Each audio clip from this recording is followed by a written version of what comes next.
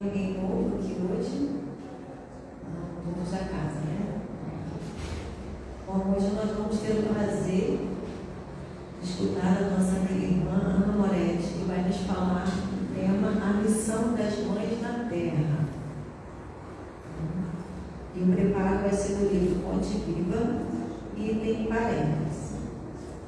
Mas se alguém não tem cuidado dos seus, e principalmente dos da sua família, levou a fé, e é pior do que o inferno. Está lá em Paulo, em Timóteo, capítulo 5, versículo 1. A casualidade não se encontra nos laços da parentela. Princípios sutis da lei funcionam nas ligações consanguíneas.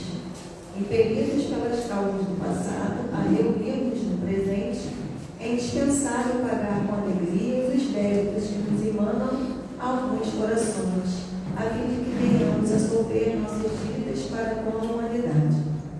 Inútil é a fuga dos credores que respiram conosco sob o mesmo tempo, porque o tempo nos aguardará implacável, constrangendo-nos à liquidação de todos os compromissos. Temos companheiros de voz adocicada e edificante na propaganda salvacionista, que se fazem verdadeiros trovões de intolerância na atmosfera caseira, acumulando energias desequilibradas em torno das próprias tarefas. Sem dúvida, a equipe familiar no mundo nem sempre é um jardim de flores. Por vezes, é uma espinheira de preocupações e de angústias, reclamando o sacrifício. Contudo, embora necessitemos de firmeza nas atitudes para temperar a afetividade que nos é própria, jamais conseguiremos sanar as feridas do nosso ambiente particular com o chicote da violência ou com o emplasto do desleixo. Consoante a advertência do apóstolo, se nos falta o cuidado para com a própria família, estaremos negando a fé. Os parentes são obras de amor que o Pai compassivo nos deu a realizar. Ajudemos-nos através da cooperação e do carinho, atendendo aos desígnios da verdadeira fraternidade. Somente adestrando paciência e compreensão, tolerância e bondade na praia estreita do lar é que nos habilitaremos a servir com vitória no mar alto das grandes experiências. Então, envolvidos por esse preparo, todo esse ambiente foi totalmente preparado para nos recebermos, que a gente possa elevar o nosso pensamento ao Mestre Jesus, a toda essa espiritualidade da casa, que possa nos envolver, incluir a nossa irmã Ana, que vai trazer o fruto dos seus estudos para nós, que a gente possa também compartilhar nesse momento, entregando as nossas melhores energias para o tratamento de todos, e que a nossa Mãe Santíssima possa nos envolver com todo o seu amor, com todo o seu carinho, que assim seja, graças a Deus.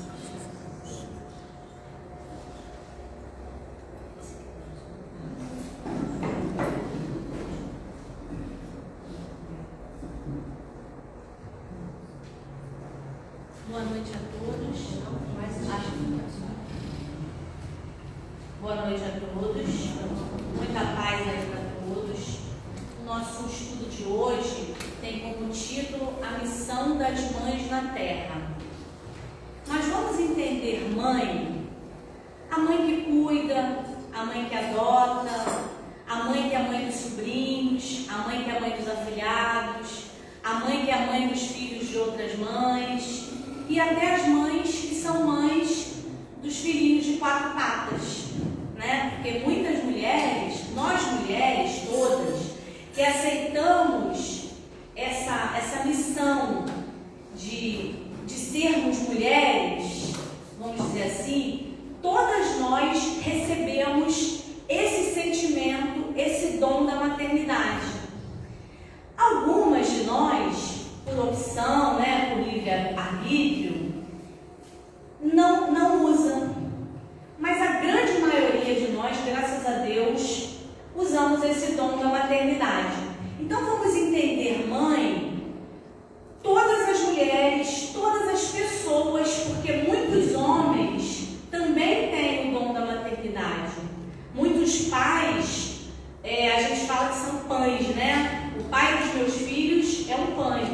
porque ele é pai e é mãe também. Então, muitos também têm o dom da maternidade.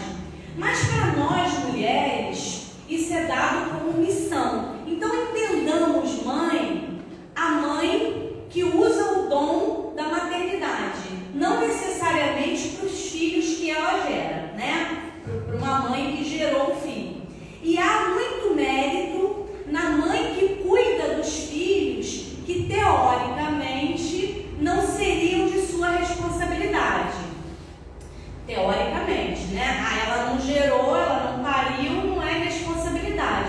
Mas a gente sabe que na vida da gente, nada é por acaso. Então, ninguém está na vida de ninguém por acaso. Ninguém nasce na casa de ninguém por acaso, ninguém é adotado por acaso.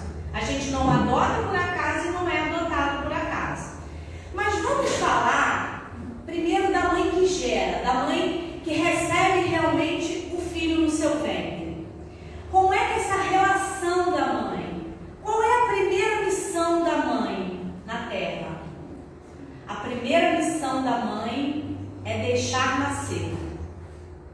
Deixar nascer é um compromisso muito sério. Porque ainda que a gravidez não seja uma gravidez desejada, planejada, não importa. A primeira missão da mãe é deixar nascer. Por isso o aborto é alguma coisa tão séria. Por quê?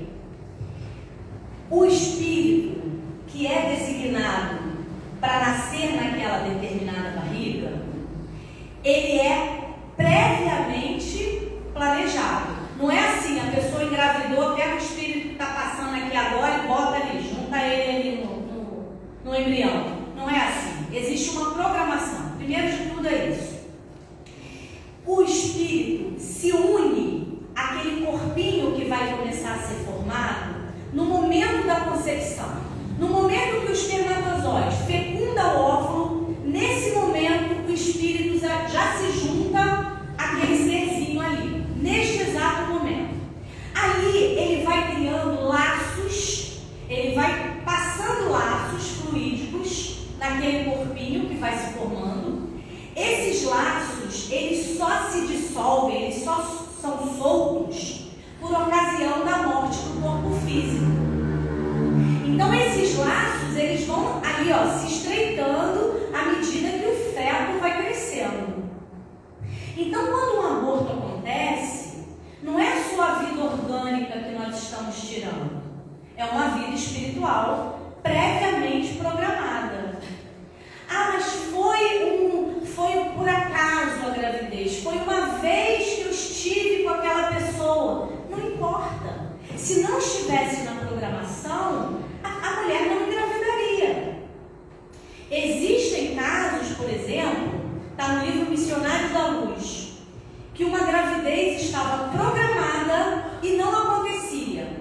A mulher não tinha problema nenhum físico, o homem não tinha problema nenhum e a gravidez não acontecia. Então a espiritualidade que estava ali tomando conta daquele casal, a gente sabe que, independente de quem nós sejamos e aonde quer que estejamos, nós temos espíritos que nos conduzem, que nos ajudam na nossa programação, para que a nossa programação não falhe tanto, vamos dizer assim, né? Então, a gravidez não acontecia porque aquele espírito era um espírito inimigo do pai, do homem, do espírito que seria o pai. Então a gravidez não acontecia. Então toda gravidez, ela tem uma programação. Então a primeira missão da mãe é deixar nascer, independente de como aconteça a gravidez.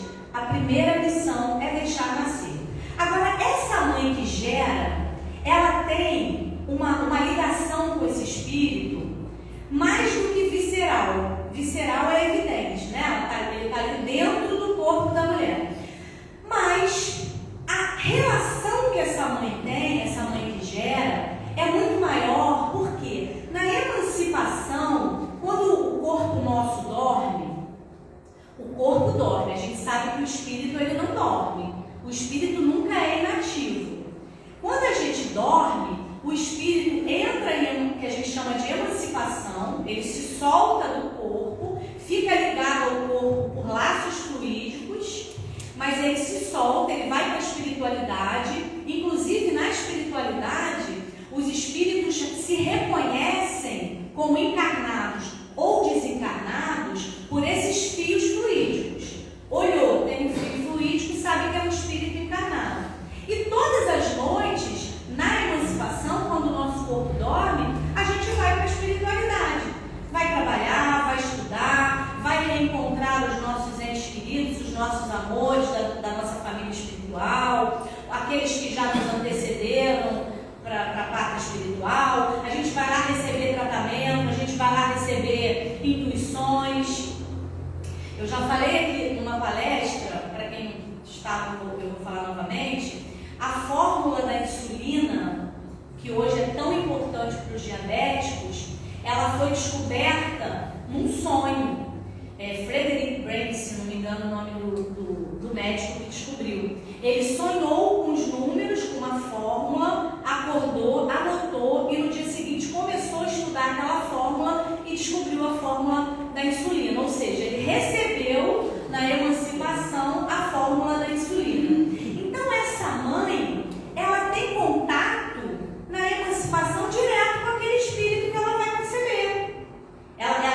Ela vai para a emancipação, ela vai para a espiritualidade e o espírito também. Então ali a mãe tem contato direto com esse espírito. Então, além de visceral, é uma relação já imediatamente espiritual. Mas como é que os nossos filhos são escolhidos? Como é que essa relação de pais e filhos? E quando a gente fala em missão de mãe, os pais não estejam confortáveis não, porque é uma missão do pai também. É missão da mãe e igualmente missão do pai. Até acontece de algumas programações serem feitas assim: você vai ser mãe e vai criar sozinha. Na sua programação você vai ter que criar seu filho sozinho. Mas isso não deixa o pai sem ter a obrigação dele de pai. O pai assumiu na espiritualidade, aceitou, mesmo que numa relação, vamos dizer, pouco pessoal com a mãe, mas aceitou ser pai daquele filho. Então o pai tem igualmente missão com os filhos. Mas como é que são escolhidos filhos e pais? É no acaso? Claro que não. Nada na vida da gente é acaso. A gente tem sim livre-arbítrio para as nossas escolhas, para conduzir a nossa vida, mas as situações principais que a gente precisa vivenciar, elas têm sim uma programação. Imagina filhos se não teria, né? Então, os filhos, eles têm uma combinação conosco. Os filhos são escolhidos dentro de 3 critérios. Escolhidos, vamos dizer assim, tanto filhos escolhem as mães e os pais, quanto os pais escolhem os filhos. Há um acordo na espiritualidade. Primeiro acordo, por laços de amor. Principalmente essa questão da maternidade, que envolve este sentimento, que é um sentimento, primeiro, é um sentimento que nos animais fica só dentro do instinto, né? O animal, ele tem um instinto com os filhotinhos. Ele precisa proteger o filhotinho até que ele consiga viver sozinho, não dependa mais da mãe. Por exemplo, a cadelinha, ela pode ter 15 filhotes. Se você tirar um filhotinho dela, ela parece que sabe contar. Ela fica enlouquecida procurando o filhotinho que está faltando, porque ela tem um instinto de proteção com a cria dela. A passarinho mãe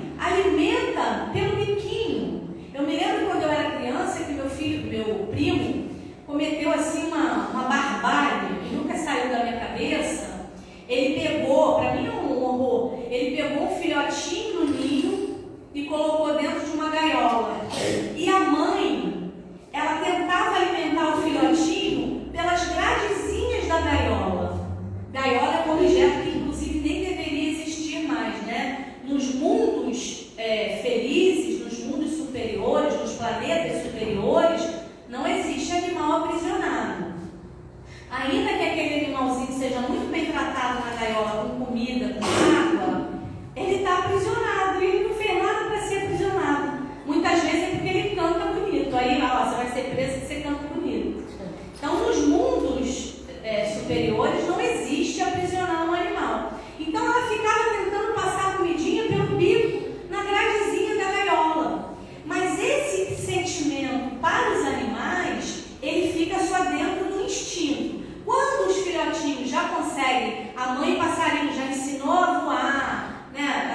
O cachorrinho já está comendo comida, já não precisa mamar, esse cuidado cessa da mãe. Enquanto em nós, mulheres, humanos, junta-se esse instinto, que a gente tem um instinto de proteção, por isso que falam que a gente tem o sexto sentido, a mulher tem o sexto sentido, e a mãe sente quando o filho está mal, a mãe sente quando o filho está em perigo, o coração da gente avisa, porque a gente tem esse instinto de proteção, somado a esse amor genuíno, que Chico Xavier diz que é o amor que mais se aproxima do amor de Deus por nós, que é esse amor de mãe, que é o amor que cuida, que protege, é o amor que renuncia, é o amor que cura, é o amor que dá ao filho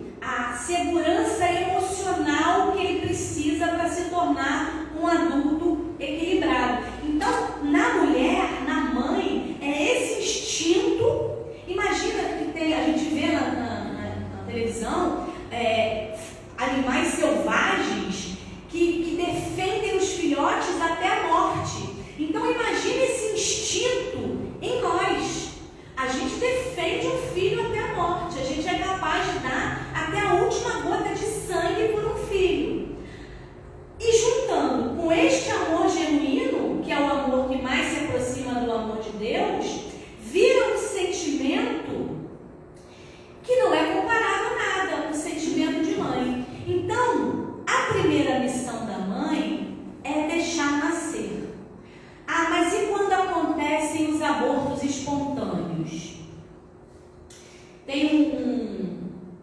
Tem várias situações do aborto espontâneo. No caso desse livro Missionários da Luz, o espírito não queria nascer porque ele seria filho de um pai que era seu inimigo. Existem abortos espontâneos, em alguns casos a gente sabe que nada no espiritismo é via de regra, né? Não é assim, é assim que é, não. Existem exceções. Mas existem casos de abortos espontâneos que o espírito fez lá na sua programação reencarnatória as situações que ele precisava vivenciar. Mas na hora que ele vai nascer, ele desiste daquelas provas pelas quais ele tinha que passar. Então ele desiste de viver, ele provoca o aborto espontâneo. Em outros casos é como o Missionário da Luz. O espírito sabe que aquela mãe que vai recebê-lo é um inimigo de outra vida. Porque eu falei que nós temos 3 casos pelos quais os filhos são escolhidos. Primeiro, pelos laços de amor. Eu posso até ser mãe pela primeira vez daquele espírito e já construo com ele um laço tão grande de amor que eu posso ser mãe dele de novo, se não for contrário à nossa programação, ao que a gente precisa vivenciar. Então, o primeiro laço é o laço do amor. O segundo laço, o laço do desafeto. Porque que amor pode reconstruir uma história de inimigos declarados? Quantos de nós temos na nossa família, e a página por acaso falou isso hoje muito bem, o acaso não existe, você abriu na página certa, quantas famílias têm espíritos que não parece que não são daquela família, espíritos que parecem que são peixinho fora da água, espíritos que realmente se sentem assim, eu não pertenço a essa família, por mais que sejam amados.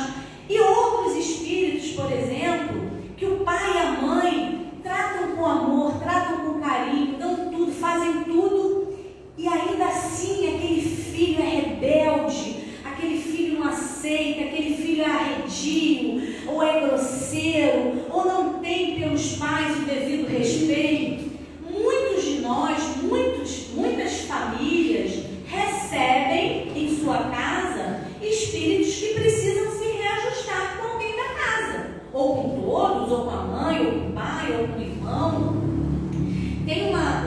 história de André Luiz, que está no livro Mundo Maior, que ele conta que ele saiu numa expedição com os mentores lá do Nosso Lar.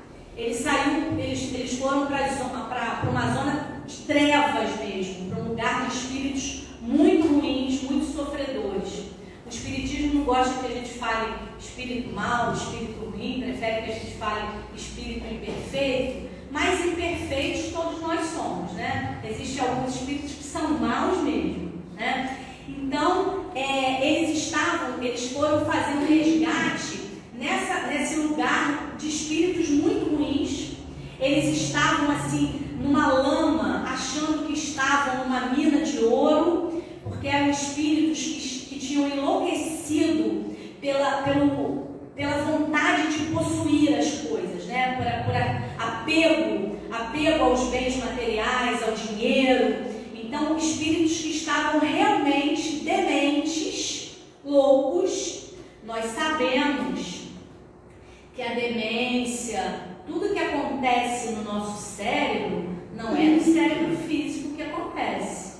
Todas as doenças mentais têm uma relação espiritual, porque não é a mente física que fica demente, que adoece, é a mente espiritual. Então existem espíritos lá na espiritualidade realmente dementes, vivendo loucuras, às vezes por séculos. Então André Luiz foi com essa expedição para fazer o resgate de alguns e lá reconheceu o próprio avô. Ele era o chefe da expedição. Ele tinha sido um agiota muito severo, muito ruim, uma pessoa muito difícil, que fez pessoas sofrerem muito, emprestando dinheiro, cobrando, com ameaças, com morte. Ele tinha sido muito ruim. Então ele estava lá no meio desses espíritos, na loucura dele, lá do dinheiro, das posses, e André Luiz reconheceu o avô. Aí falou: puxa, é o meu avô, será que a gente tem como resgatá-lo? Só que ele não enxergava nenhum espírito de luz, né? Ele estava ali imerso na loucura dele, na demência dele. E aí as mentoras falaram: não, a mentora falou: não, André, nós podemos resgatar sim o seu avô. Então André apareceu para o avô com a aparência de quando ele era criança, porque o avô gostava muito dele. Toda vez que o avô estava em casa muito nervoso, o pai levava o André para perto do avô, que o avô se acalmava. Naturalmente já eram espíritos que já tinham vivido juntos, então tinham aquela empatia, aquela simbiose, aquela conexão. Então ele apareceu para o avô com a aparência de quando ele era criança. E aí o avô aceitou segui-lo. Ele foi para a colônia e ficou lá por 2 anos mais ou menos se tratando, quando resolveram ver o que tinha acontecido com ele na vida anterior. E aí descobriram que ele era de uma família muito rica, na vida anterior àquela. Ele era de uma família muito rica e o pai dele teve uma filha fora do casamento. E a mãe de André aceitou criar essa filha, aceitou adotar essa filha. Adotou com todo amor, esse amor que a gente fala da mãe, que não precisa ser a mãe que recebe seu bem. Ela adotou com todo amor, a menina foi criada junto com o André, com o avô do André Luiz, foi criada como se fosse uma filha legítima. Quando o pai morreu, eles deixaram uma grande fortuna. O que o avô de André Luiz fez? Passou a perna na irmã, fez ela assinar documentos sem ler, ela confiava nele, e ele ficou com toda a herança dos pais. Deixou essa irmã sem nada. Ela foi morar na casa de famílias em troca de comida e de moradia. Ela foi estuprada, ela sofreu muito, muito. Então, claro, ela teve por ele sentimentos ruins. Eles criaram ali uma animosidade entre eles. E aí aquele grupo que estava cuidando do avô de André falou: bom, a única forma dele se recuperar desta demência dele é realmente encarnando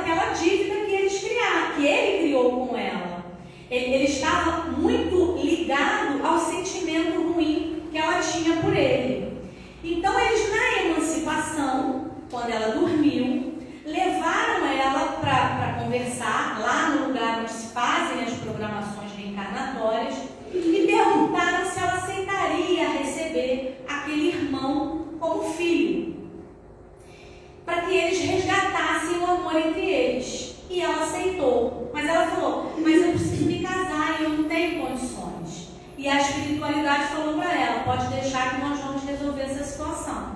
Então, logo em seguida, ela foi chamada para trabalhar lá na fábrica Bambu, como costureira, e o noivo chegou em casa e falou: olha, recebi uma proposta para uma obra muito grande que nós já podemos nos casar. Então, a espiritualidade ajeitou uma forma deles conseguirem recursos para o casamento e ela recebeu aquele espírito como filho. Então, muitas vezes, nós recebemos como filhos espíritos de grandes inimigos nossos, porque esse amor maternal é capaz de reverter essa história. Então, dentro da nossa casa, pode ter um filho, pode ter um companheiro, pode ter um irmão, que é nosso inimigo de outros tempos, com quem nós temos que refazer a nossa história. Por isso, ali na página eu estava falando que a caridade, ela começa dentro da nossa casa, porque nós aceitamos na espiritualidade essa condição. Ninguém nasce numa barriga por acaso sem uma programação certa. Ninguém nasce, por exemplo, ninguém faz uma programação, por exemplo,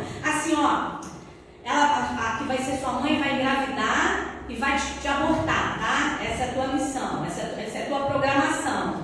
Ninguém faz uma programação, por exemplo, ó, você, com tal idade, você vai cometer o suicídio, tá bom? Tá tudo programado, você cometer o suicídio. Ninguém faz uma programação assim, ó, você vai ser psicopata e você vai maltratar os animais, você vai maltratar as pessoas. Ninguém recebe uma programação dessa. Nós não somos programados para a infelicidade.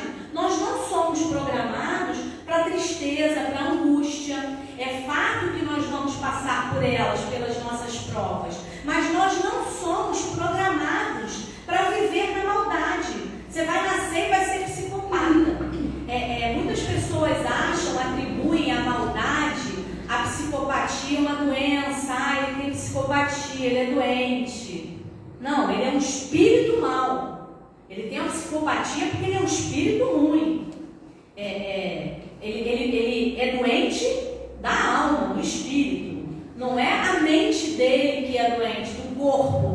Houve uma programação errada lá na barriga da mãe, na gestação. Coitadinho, ele nasceu com esse probleminha. Não, ele é assim. Ele não nasceu assim, ele é. Então, a terceira causa para a escolha de filhos, a primeira é o amor, a segunda é o desafeto, a terceira a natureza da prova. Por exemplo, também não é uma via de regra, mas os suicidas normalmente não nascem na sua família espiritual. Ele não nasce no seu núcleo. Ele nasce de uma mãe e de um pai que aceitaram aquele espírito, que muitas vezes, na maioria das vezes, é um espírito que vem com problema mental, com problema físico, ou as duas coisas. Então, são um pai e uma mãe que aceitam aquela missão de receber um espírito. Então, dependendo da natureza da prova, o espírito nasce no seio daquela família. Por essas três condições, pais e filhos são escolhidos. E qual seria a outra missão da mãe? A grande missão de uma mãe, a grande missão da maternidade. O espírito, Chico diz que a única coisa que os pais podem dar aos filhos é um enxoval. Porque o espírito, ele vem pronto. Nós somos um espírito pronto. Eu sou um espírito que já, independente de ter nascido no ventre da minha mãe Leia ou de qualquer outra mãe, eu seria eu mesma. O espírito traz consigo a sua individualidade espiritual. Então, cada um é o que é. Não importa em que ventre que nasça. Nós já trazemos conosco as nossas dificuldades, os nossos amores, as nossas angústias, as nossas conquistas, o que a gente aprendeu. A gente já traz isso. Mas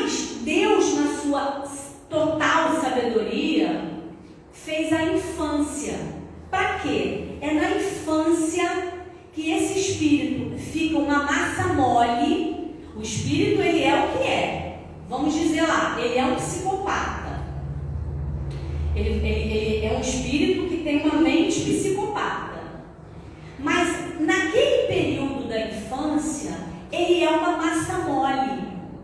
E aí entra a missão da mãe e do pai, naturalmente, de verificar todas as tendências ruins daquele espírito, todo o caminho torto que ele possa vir a pegar. Então cabe aos pais, e isso é uma missão muito séria, muito importante, perceber as dificuldades daquele espírito e tentar corrigir.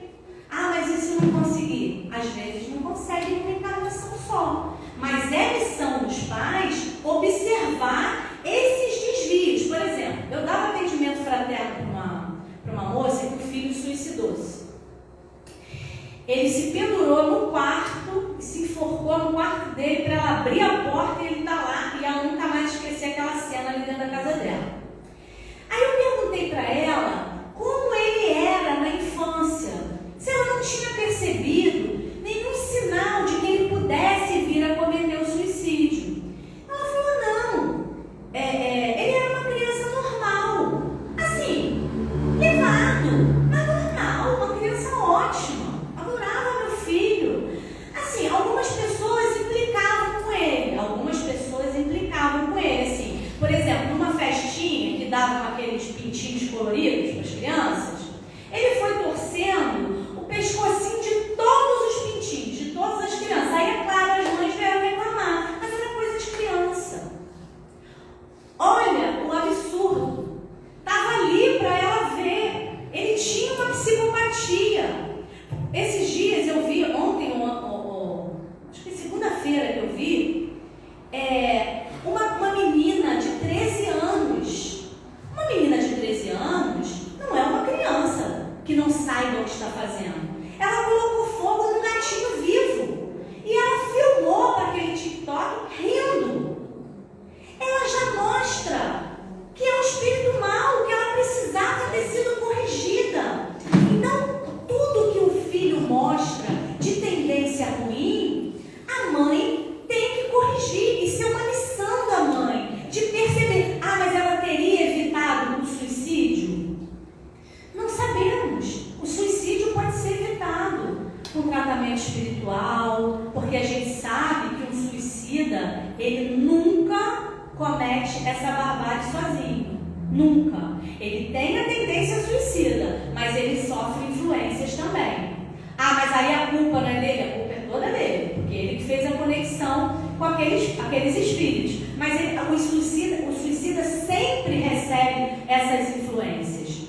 Então, ela poderia ter evitado? A gente não sabe, mas ela poderia ter feito tratamentos, ela podia ter percebido essa psicopatia dele cedo. Ela achava que era tudo normal, ele torcer o pescocinho dos pintinhos. Ela achava engraçado e achava, poxa, as mães não vieram reclamar. Então, muitas vezes, nós, por esse amor genuíno que a gente tem, esse amor incondicional como mães, muitas vezes a gente fecha os olhos para certas tendências daqueles ou filhos, ou aqueles que a gente cuida, o sobrinho, o afilhado. Muitas vezes a gente fecha os olhos para essas tendências ruins. E essa é uma grande missão da mãe. Então, nos casos da infância, que os pais podem corrigir, é uma missão. Agora, é missão só ver o que aquele espírito tem de negativo? Não. É também de ver as vocações. As vocações a gente sabe que não existe. Está lá no livro Consolador, Chico Xavier fala pra gente. Não existe vocação. Ele tem vocação para música. Ninguém nasce com vocação. A gente traz o conhecimento de outras vidas. Então, às vezes, a criança pequenininha pega um instrumento e consegue com facilidade tocar um instrumento. É o quê? Conhecimento adquirido. Ele já sabia tocar aquele instrumento. Então, a gente tem que perceber também quais são as vocações dos nossos filhos e endereçá-los naquela vocação. Porque aquela vocação é o conhecimento adquirido. Muitas vezes, o filho tem, por exemplo, a vocação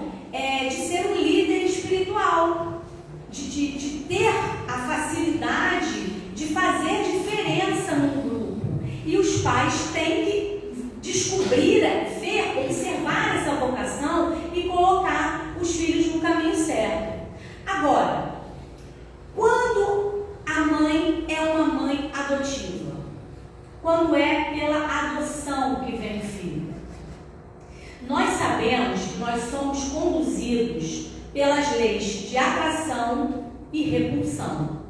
A gente sabe que nós atraímos, esse negócio de dizer que os opostos se atraem, isso é mentira. Os opostos se repelem. A gente atrai aqueles que estão na mesma sintonia que nós. Por isso que tem um ditado que diz, né? O que é seu vai arrumar uma forma de chegar até você. O que é nosso chega até nós, independente do que seja. O que é para ser nosso vai arrumar uma forma de nos encontrar. Mas essa atração, essa simbiose, ela acontece na adoção por atração. A gente atrai aquele espírito com quem nós temos que ter uma história de maternidade. E aí a adoção vai acontecer. Inclusive tem uma história que Divaldo conta, que é uma história que conta tanto dessa atração, porque a gente atrai aquilo que é para ser nosso e repele o que não é para ser, isso em todos os aspectos da nossa vida, de amizade, de trabalho, de tudo. Depende sempre da conexão que a gente faça. Por isso que a gente diz que nós levamos a vida que nós queremos ter, porque é o nosso pensamento que conduz a nossa vida. O nosso pensamento atrai ou repele. Então a gente tem que ter cuidado com o que pensa, porque a gente atrai com o pensamento. Então essa história que Divaldo conta é uma história real. Um homem muito rico procurou um detetive, porque ele estava casado com uma mulher muito boa, para quem ele dava tudo, mas ela era profundamente infeliz. E ele não entendia por quê, porque ele fazia tudo por ela e ele não entendia por que ela era tão infeliz. E aí um dia ela contou para ele que ela teve que deixar uma filhinha de quase 4 anos no orfanato. Ela entregou a filhinha no orfanato. Então esse homem pagou o detetive para descobrir onde essa menina, que já tinham se passado quase 20 anos, aonde essa menina estaria. Então o detetive só sabia que o nome dela era Cláudia, que o orfanato era mais ou menos num tal lugar, mas o orfanato saiu de lugar, trocou de lugar. Ele a espiritualidade foi incluindo muito para que um dia ele encontrasse os pais da menina. Por quê? A menina foi deixada no orfanato, mas a mãe falou para ela assim, mamãe vai te deixar aqui, mas mamãe volta. Você vai ficar, mas mamãe vai voltar. E ela ficou no portão. É uma história real, uma história triste. Ela ficou no portão. E aí, os dirigentes lá do orfanato, para levarem ela para dentro naquela primeira noite, foi um sacrifício. Ela falou, não, mamãe vai voltar. Aí os dirigentes falavam assim, não filha, ela vai voltar, mas enquanto ela não volta, vamos comer um pouquinho, vamos descansar. Não, mamãe vai voltar. E foi um sacrifício para colocarem a menina dentro do orfanato. E ela ficou assim por dias e meses. Ela ficou sentadinha no portão, esperando que a mãe voltasse. Quando esse detetive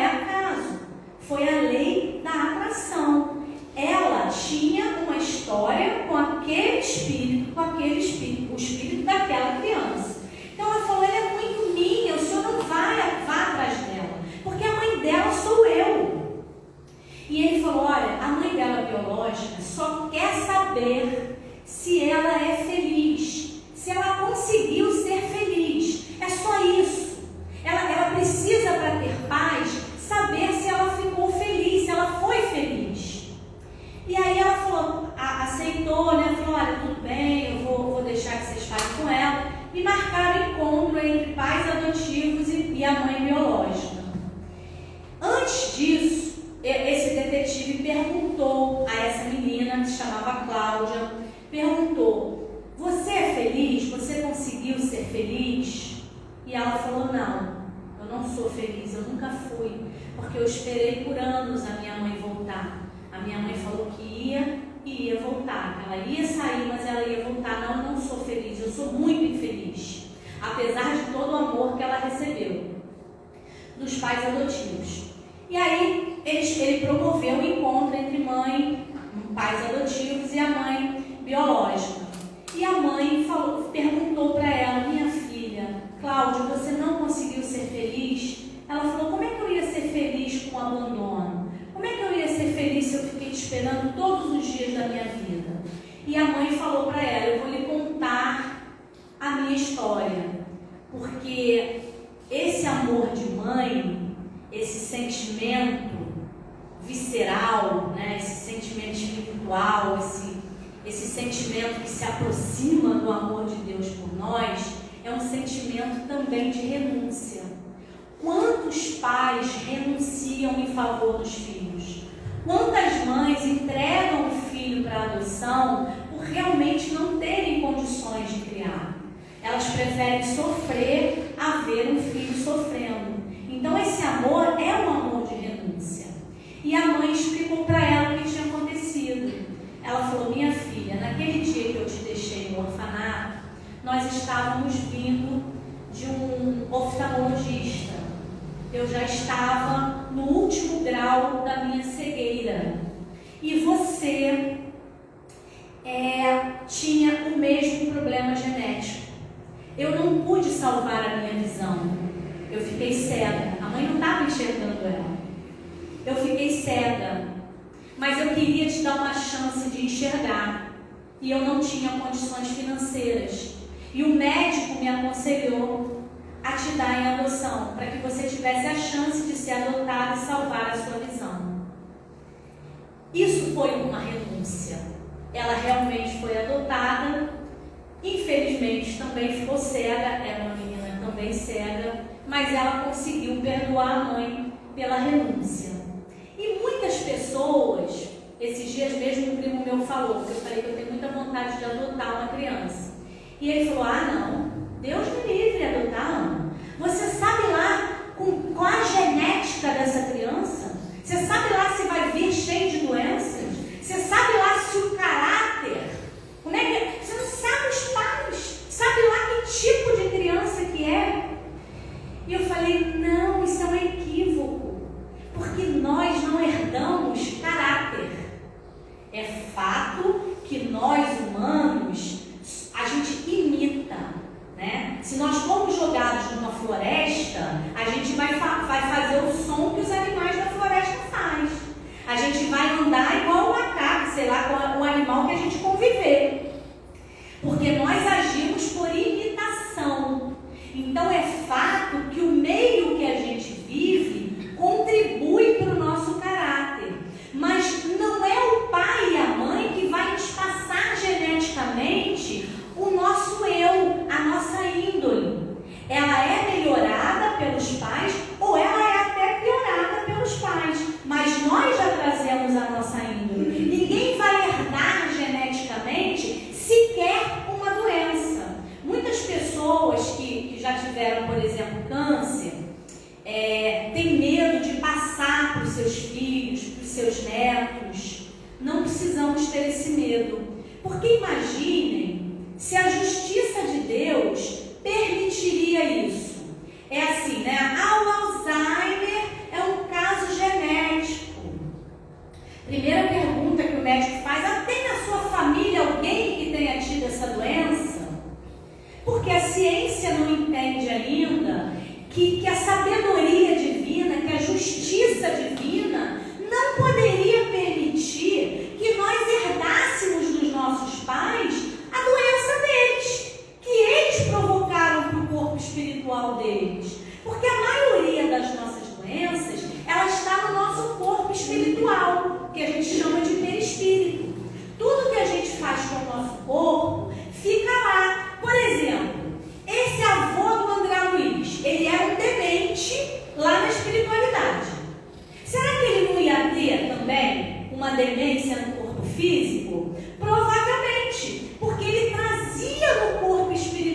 dele a demência.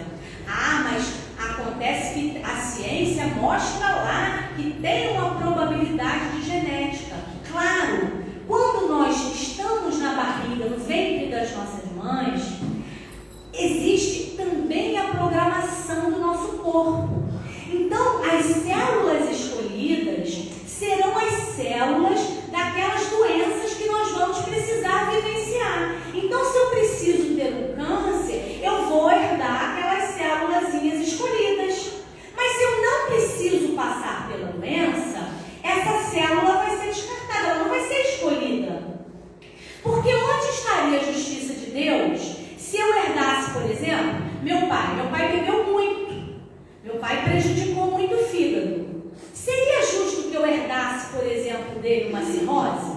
Ah, meu pai teve uma cirrose, eu tenho muita chance de ter cirrose, mas eu não bebo. É justo? É justo que o meu avô tenha tido Alzheimer e eu tenha, porque eu herdei geneticamente dele o Alzheimer? Não teria justiça nisso. Não teria, não procede com as leis de Deus, que é de justiça pura. Então eu vou ter as doenças, não é obviamente, nós temos doenças que nós no dia a dia produzimos. Tem alguém muito resfriado, você está ali perto para pegar o vírus ali no resfriado.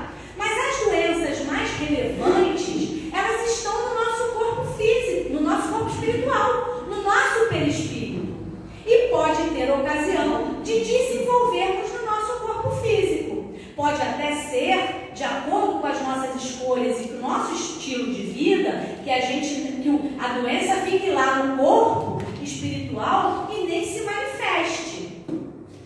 Tudo vai depender sempre de como a gente vive, do que a gente escolhe pra gente. Ah, tá lá no meu corpo espiritual um problema no meu fígado. Aí como é que eu vivo? Eu vivo comendo gordura, eu não faço exercício, eu acabo com o meu fígado. Eu vou desenvolver ali, do meu corpo espiritual vai vir para o meu corpo físico. Ah, eu sou uma pessoa extremamente estressada. Eu já tenho um problema ali no meu coração, está lá no meu corpo espiritual. Se eu não cuido bem do meu corpo, do meu coração, aquela doença pode sim se manifestar. Se eu sou uma pessoa que eu tenho uma vida regrada, equilibrada, pode ser até que aquela doença nem se manifeste. Se eu fiz o contrário nesta vida do que eu fiz errado naquela, a doença pode não se manifestar. Então tudo depende da gente. Então na adoção, nunca que isso ia acontecer. Nunca que um filho adotivo, tá vendo? É assim que ele é adotado. O caráter dele deve ter vindo lá dos pais dele. Não, porque cada um é o que é. Nós somos um espírito com a nossa individualidade. Então não é a criação, ela só vai nos melhorar, em alguns casos nos piorar. Existem mães, por exemplo, que conseguem piorar os filhos porque não exercem por opção a maternidade, esse amor genuíno.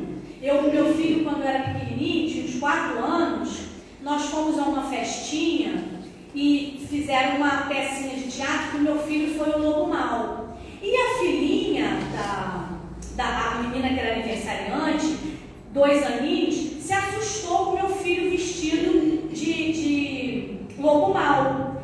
E aí ela saiu assustada, a mãe falou assim: filha, Júlia, vem mamãe, filha, vem. Porque quem que a criança procura quando está com medo, quando está doente, né? Quem que procura? Procura a mãe, procura o abrigo. A mãe é o abrigo. Vem, filha, vem, Júlia, com mamãe. Ah lá, a outra já procurou o colo, né? Vai procurar o colo, o aconchego, né? O amor. Vem, Júlia, com a mamãe. Aí ela, não, cadê Madalena? Cadê Madalena? Madalena, cadê Madalena? Ela queria a babá, porque é a babá que protegia. A mãe ficou extremamente sem graça. E eu conhecia aquela mãe. Aquela mãe estava de amamentar aos 15 dias, porque ela falou: não aguento ficar em casa não. Se eu acordar de madrugada, no dia seguinte eu não sou ninguém, eu preciso dormir a noite inteira. Então eu prefiro não amamentar. Vou comprar um bom leite, ela toma. E tadinha da garotinha, ainda veio desenvolver uma alergia a todo tipo de comida. Ela só podia tomar para sobreviver sobreviver um pozinho que era horrível. Por 2 anos ela só tomou aquele pozinho, ela só podia tomar o leite materno ou aquele pozinho. E a mãe abdicou de dar o leite materno. Então assim, ela queria babá. Porque era babá quem acolhia, quem amparava. Era babá que ela amava, era babá que ela confiava. Então, a mãe, muitas vezes, pode, por livre-arbítrio, abdicar desta maternidade. Muitas mulheres não querem ter filhos. Tem este dom, a gente traz, todas nós trazemos, mas não por escolha ou por situações que viveu em outras vidas que não foram boas, abre mão disso. Mas e se a gente fizer tudo certo? Se a gente na infância educou, deu amor, amparou, fez tudo, renunciou à própria vida e ainda assim deu errado.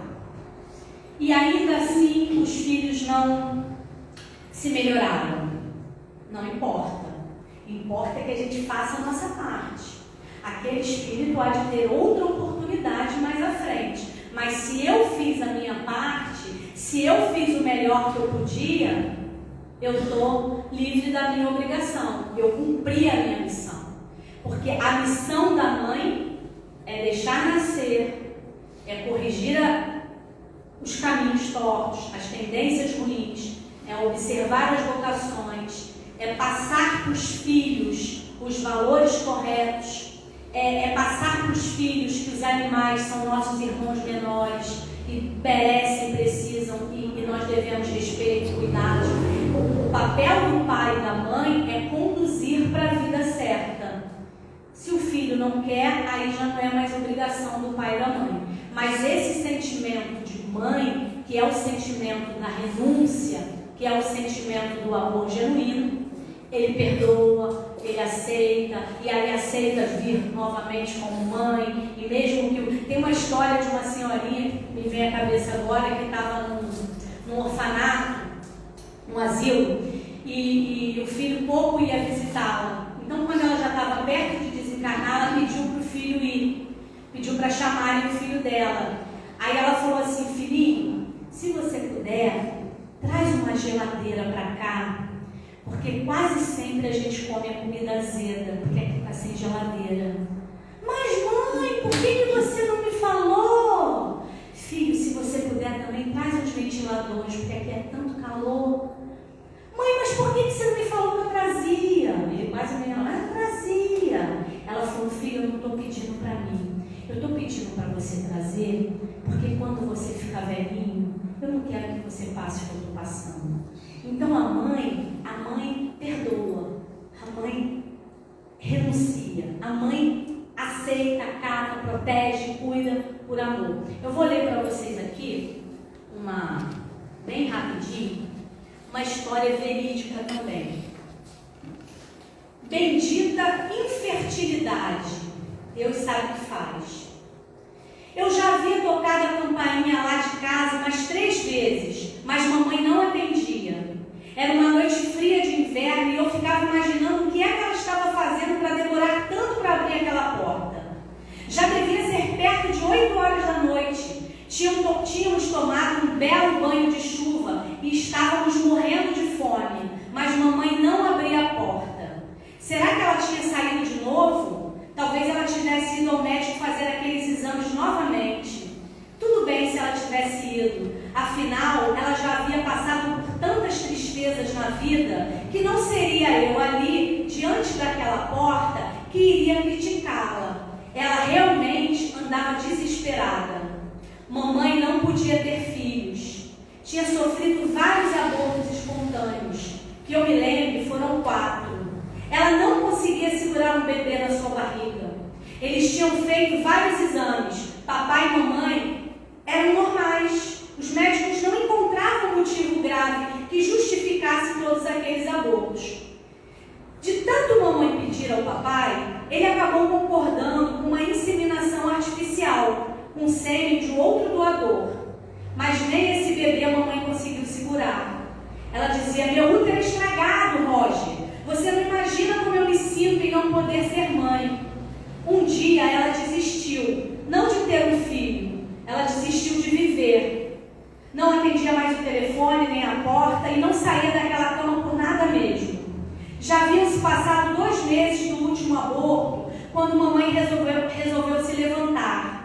Meu pai tinha viajado a trabalho naquela semana e ela estava sozinha, mais deprimida do que nunca. Na verdade, a mamãe estava vegetando. Naquela semana, papai viajou a trabalho. Ela chegou a ficar 3 dias sem comer, até que, graças a Deus, ela resolveu levantar. Ela estava com fome e ia alimentar-se, mas no caminho ficou parada na frente daquele quartinho. Era um lindo quarto, todo mobiliado e decorado, esperando o bebê chegar, mas ele não chegava. Ao invés de descer as escadas e ir para a cozinha comer, mamãe teve outra ideia, uma péssima ideia.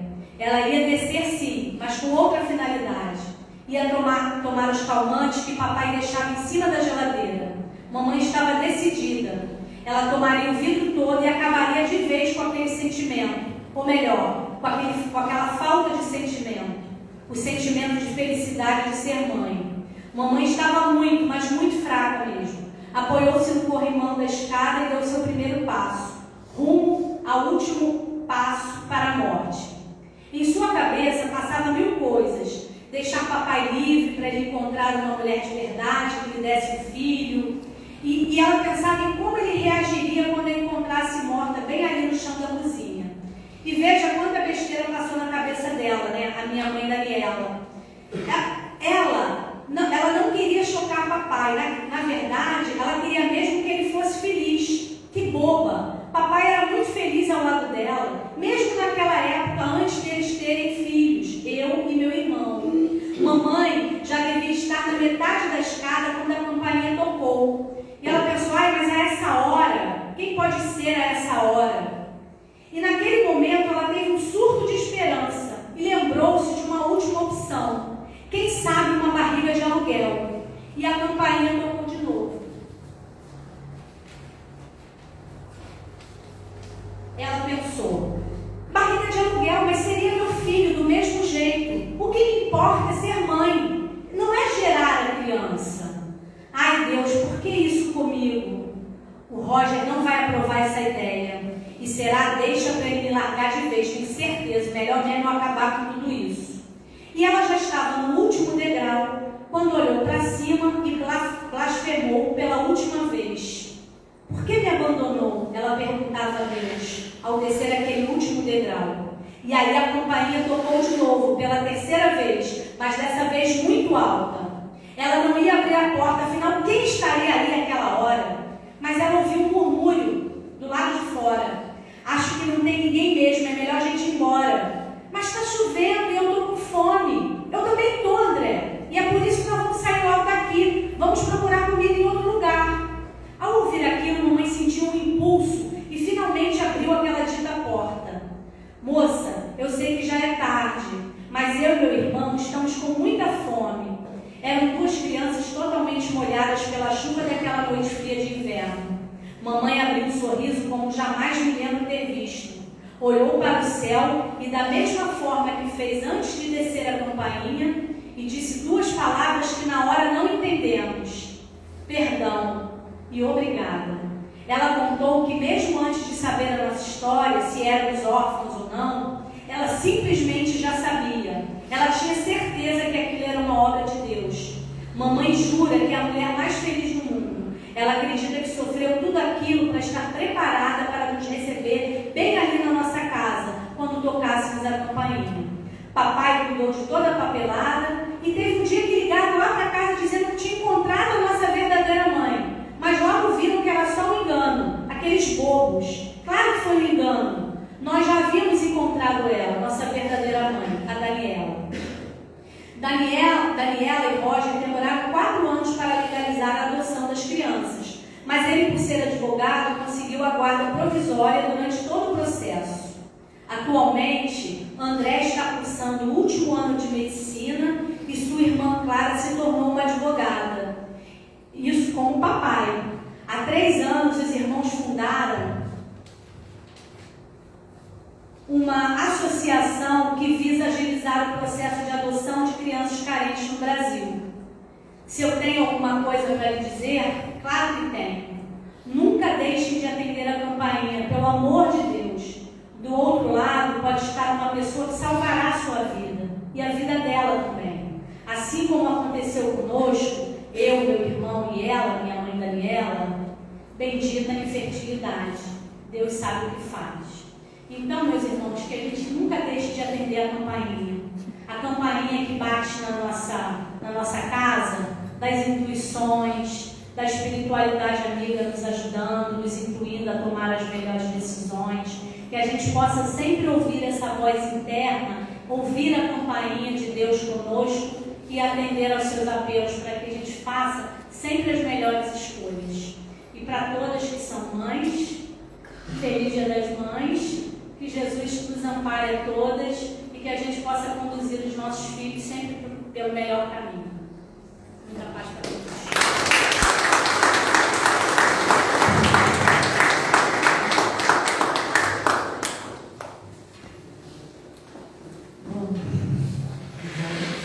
Agradecendo a Ana por essa explanação, vamos trazer tudo do seu conhecimento. Vamos passar para a segunda parte, que é o passe, pedindo a todos que continuem nos seus lugares e os passistas que se colocam, por favor.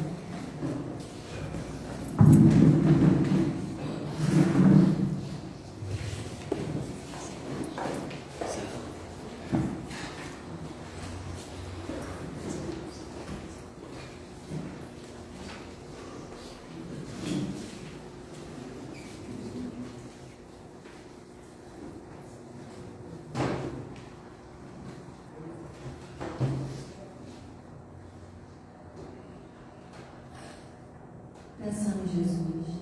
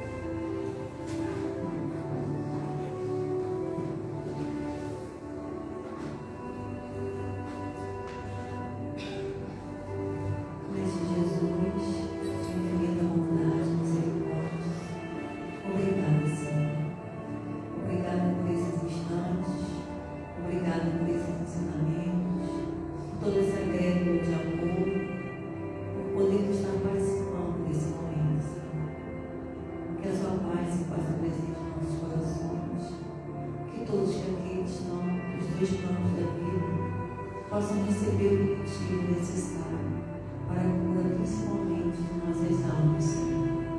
Que possamos seguir